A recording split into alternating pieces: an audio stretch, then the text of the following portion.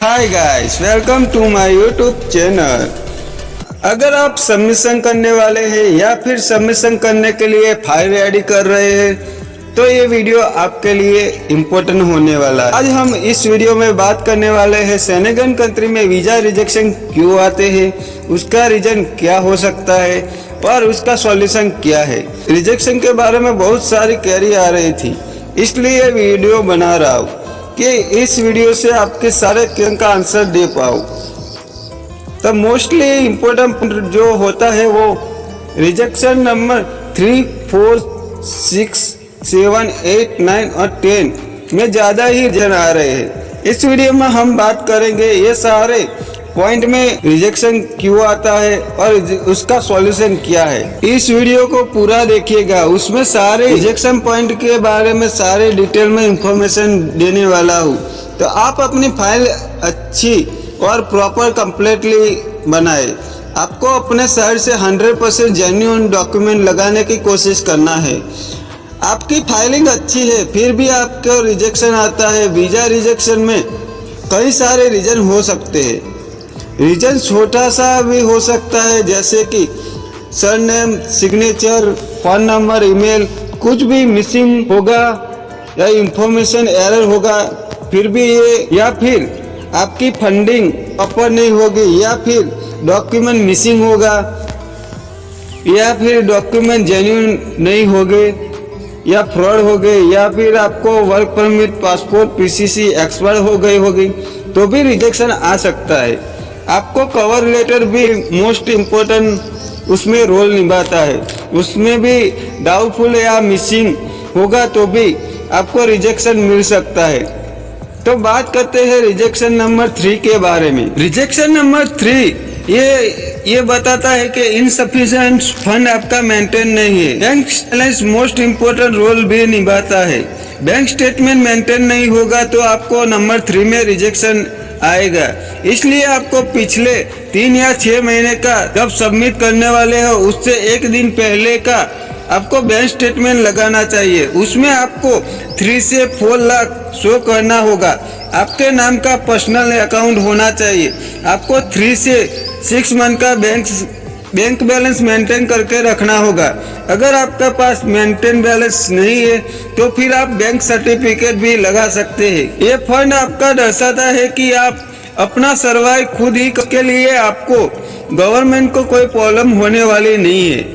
अगर आपका rejection number 3 आएगा तो उस केस में आप रीअप्लाई कर सकते हैं। आपको उस फंड को ट्रिपल करके शो करना होगा और 14 दिन के अंदर आपको दोबारा रीअप्लाई करना होगा। अब बात करते हैं रिजेक्शन नंबर 4 के बारे में। रिजेक्शन नंबर 4 ये दर्शाता है कि आपका इंश्योरेंस सही नहीं है। आपको इंश्योरेंस 1 साल का करवाना है और आप जहाँ पे भी सबमिट कर रहे हो वहाँ की कंट्री का आपको इंश्योरेंस करवाना होगा। अगर आप इंडिया में सबमिशन कर रहे हो तो आपको इंडिया का ही इंश्योरेंस करवाना पड़ेगा।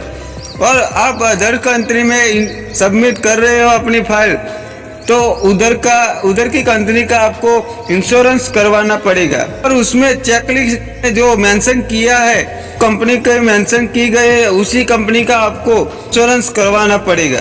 बात करते हैं रिजेक्शन नंबर 6 के बारे में। रिजेक्शन नंबर 6 ये बताता है कि जो आपने ट्रैवल्स डॉक्यूमेंट लगाए हैं वो क्राइटेरिया है, जो उनका क्राइटेरिया है उसमें मैच नहीं हो रहा। और रिजेक्शन नंबर 7 ये बताता है कि आपने फॉल्स पर्सन डेटा और फॉल्स इंफॉर्मेशन और फॉल्स जुबानी दे गई है या छुपाई गई है, या फिर डुप्लीकेट डॉक्यूमेंट का यूज किया गया है।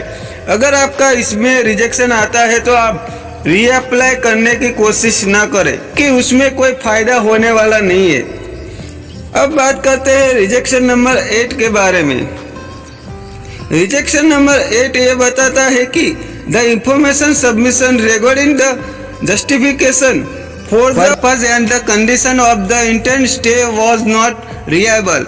उसका मतलब है आपका जो फॉरेन जाने का इंटेंट स्टे है उसको जस्टिफाई नहीं कर पा रहे। आपको वर्क परमिट का agreement letter, company address, salary, KRS, accommodation letter proper होना चाहिए, उसमें कोई भी गलती नहीं होनी चाहिए। या फिर आपका accommodation letter work permit expire नहीं होना चाहिए। अगर आपका वर्क परमिट और एकोमोडेशन लेटर एक्सपायर होगा तो 8 नंबर पे आपका रिजेक्शन आएगा।